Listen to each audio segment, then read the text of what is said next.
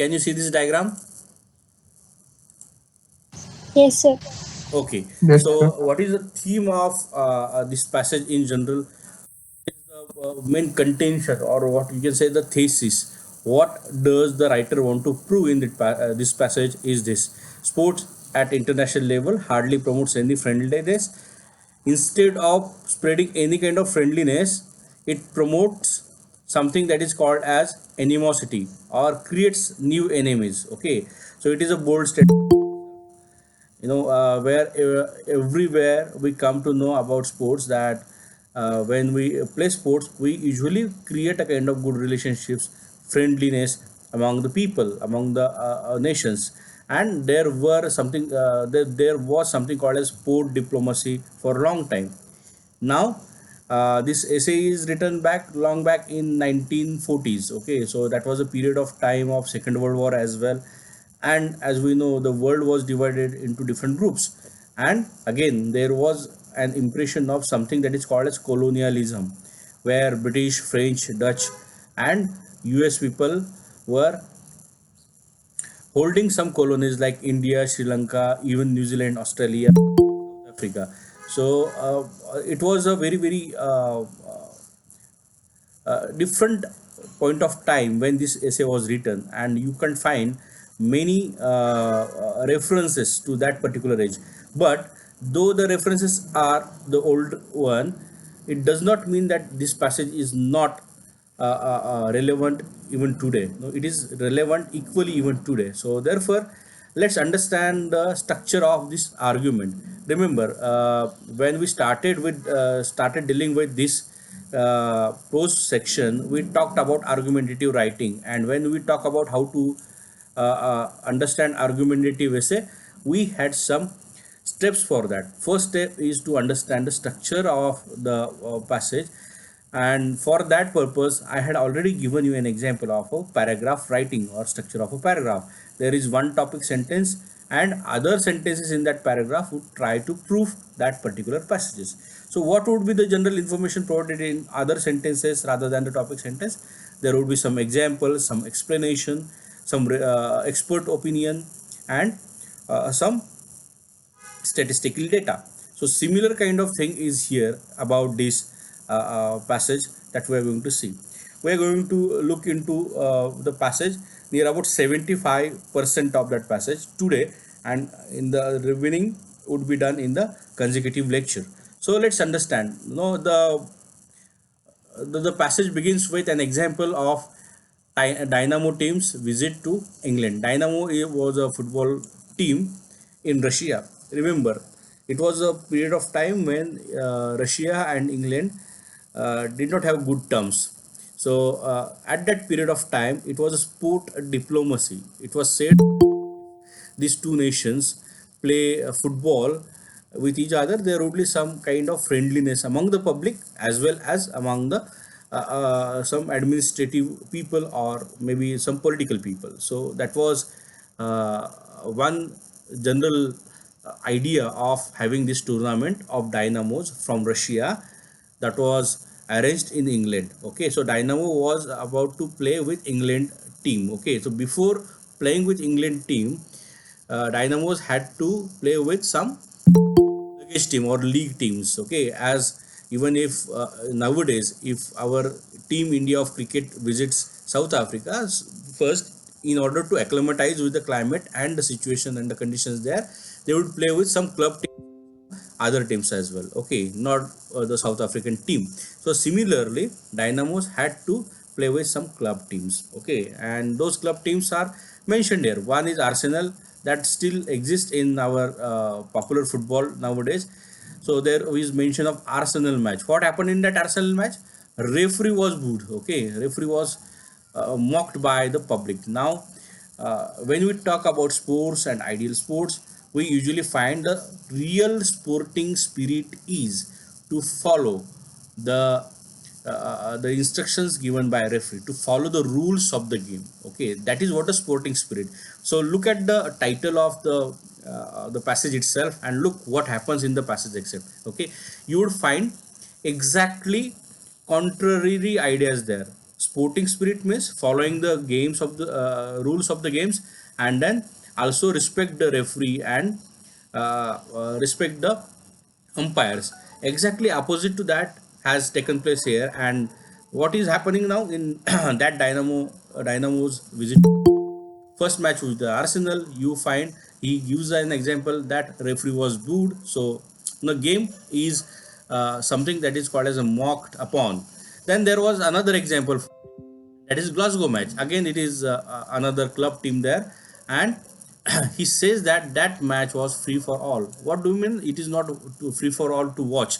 It is actually free for all means there were fights between the players from both sides, fights between the spectator as well, which is again the bad feeling that is created when the game was played with a good motivation, with good objectives. So it is very very contrary that this tournament of dynamos in England was organized in order to grow friendliness and some goodwill, whereas with these two examples writer is able to establish one fact. We can agree or disagree with him, but he establishes one fact that there was a fresh animosity, fresh animosity that is created, not the friendliness. Exactly opposite to that has happened, and therefore there is nothing called as sporting spirit when it comes to international sport. So his idea first is proved with these two examples.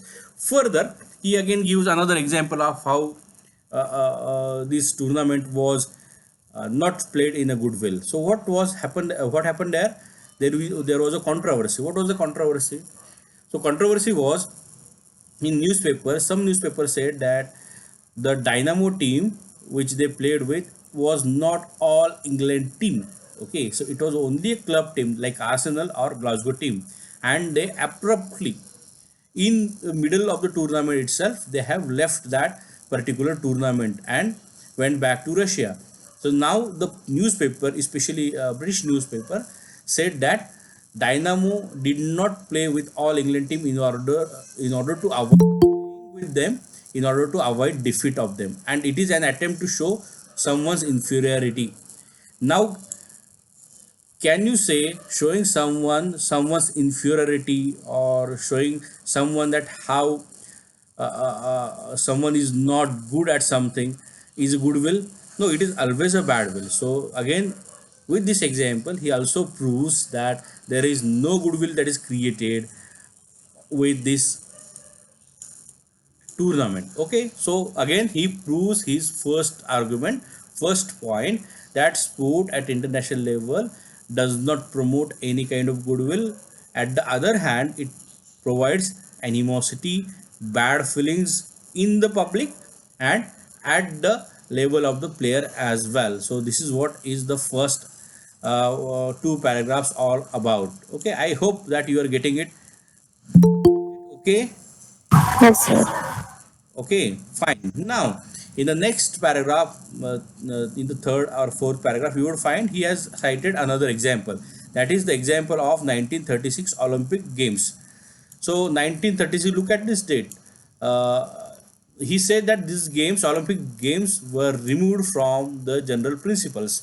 So, what is the general principle of Olympic?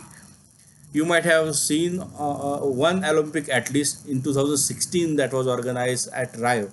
Okay, and many of you are interested in sports. So, what is the principle of Olympic? Have you seen the emblem of Olympic, the symbol of Olympic Games? That does resemble to one of the very very popular car brands.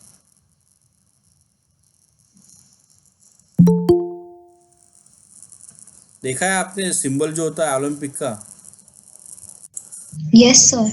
So yes, क्या होता है वो? Yes, क्या होता है वो? उसमें क्या मतलब क्या होता है उसका?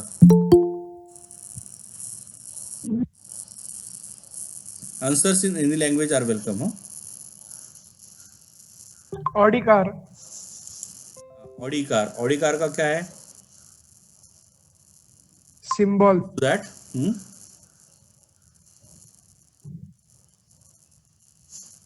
what is the symbol and what does that mean? Audi car का छोड़ो, मतलब ओलंपिक और ऑडी कार का जो सिंबल है, एम्ब्लेम है, एक जैसे ही है, दैट इज गुड, पर what does that suggest? Five continents of the world united in Olympics, something. Okay, five continents of the world are united with Olympics. Okay, and that is main. uh, Wherever you live, maybe in Australia or maybe in Asia or no the US or Russia or at any other place, you are one and having one feeling like human beings. Okay, and therefore, so what is the motto or general, what you can say? Yes, what is the motto of Olympic? If you remember, you can search on the internet as well. You would find the stronger, faster, and better, something like that. Okay, so you would find that it is an attempt to create a kind of friendliness and oneness among all the people all around the world with the help of the sports, where winning or losing does not matter, but participation does matter, and completing your task does matter. You might have a large number of videos on the internet that will show that how somebody was injured in between the match, especially when it comes to athletic, and then how he or she had completed that particular event. Okay, though she or he was injured, she has or he has completed that event. So it is participation that matters, it is completion of your task that matters, and it is regarded as a general humanity and not one particular nations. Okay, that is what the general principle, no, general humanity, and how to bind all people in one with the help of sports. But that 1936 Olympic Games were not played in that particular spirit, not particular, they did not follow any general principles of Olympic itself. So what had happened exactly that there, okay, which is not mentioned in the book, but we must know because there is a reference, we must know the history. In 1933, the Nazi party of Hitler ascended to the power in Germany, and 1936 Olympic Games were held in Berlin. Okay, the major city in then, remember, 1936 Olympic games का जो organisation हुआ था वो Berlin में हुआ था, जो Germany का एक बहुत इंपॉर्टेंट सिटी है. ओके, और वहाँ पे 1933 में ही नाजी आ गए थे पावर में. So as we know, Nazis were very hateful towards other clan, other race than Aryans. Okay, तो उनका एक फिलोसॉफी था, आइडियोलॉजी था कि आर्यंस वर द, और Aryans are rather the best clan, best race, and others are inferior. Look at that again, the same thing you would find here, no, attempt to show inferiority. What happens with Nazi people here? They also showed that the Jew, especially Nazis, have a lot of hate for Jews people, so they would not take part. If you look at the history of that Olympic game, you would find only one Jew sports person took part in that Olympic game. Okay, lot of black people, I mean colored people from Africa and other countries denied to take part in that particular event because of what? The superiority of the race and the hatred, kind of hatred philosophy that was percolated before 1936. So on the request of all these countries, it is finally decided that Nazi party would not project anything of their ideology in those games.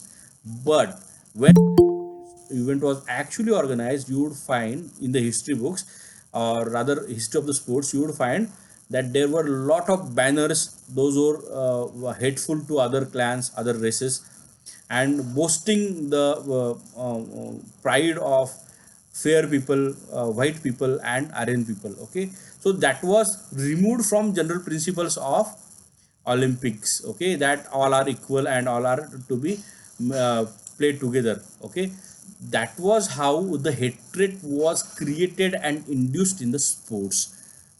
Then after, he cites many examples. He says that आप अगर boxing का match उस जमाने में, it is almost now some 80 years back, if you find a match between a boxing match or no, a football match between blacks and whites, you would find animosity there. Public would, or a spectator would fight with each other. So will be the players, so would be the even the political people. the administrative people and all that. So where is the sporting spirit? So he again questions with his argument the something, the idea that is called as sporting spirit. So the second examples also prove his argument true. Are you getting me? Look at this step by step, paragraph by paragraph, and example by example. He is establishing his main argument that sports at international does not create any kind of friendliness. Okay, I hope, is it clear now? Are you Yes, sir. Yes, sir. okay? Fine.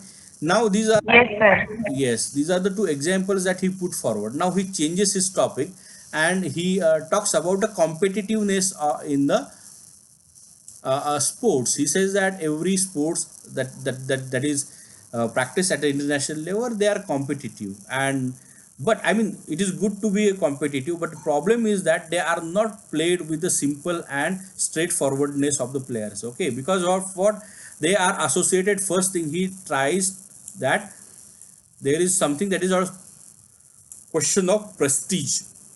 Okay, you are associated with your nation, you are associated with the state, and if you lose that game, you are going to lose your prestige, not for yourself but for your state or your nation as well. So that's something, something that brings sports at the bad level. Okay, sports is a sport, it should be played for either entertainment or physical activity, or just for the sake of enjoyment, but that is not done here, because you are associated with the pride of your nation or pride of your state, let us say, for example. Or for that matter, if you go to villages and find that there is kusti match, you would find the two villager people also uh, uh,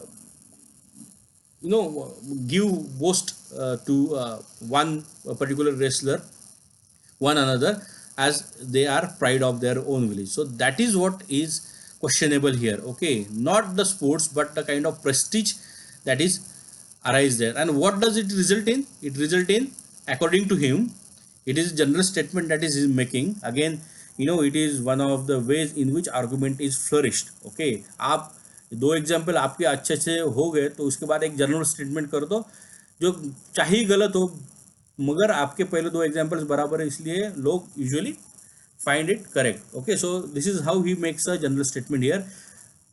This kind of prestige would give rise to a savage competitive instinct. Okay, तो वो savage हो जाता है. No, it is a matter of pride, and therefore nobody wants to lose, and therefore all kind of cheating would happen in that particular sport. So this is how it is.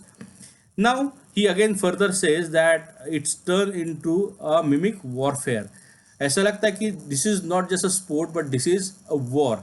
Just take an example of India and Pakistan cricket matches, for example. What happens there? Look at the boastfulness of the audience and the media and the players. The statements are done with both political sides and everything. Look at the social media, how it goes. So you would find that it is just a mimic warfare.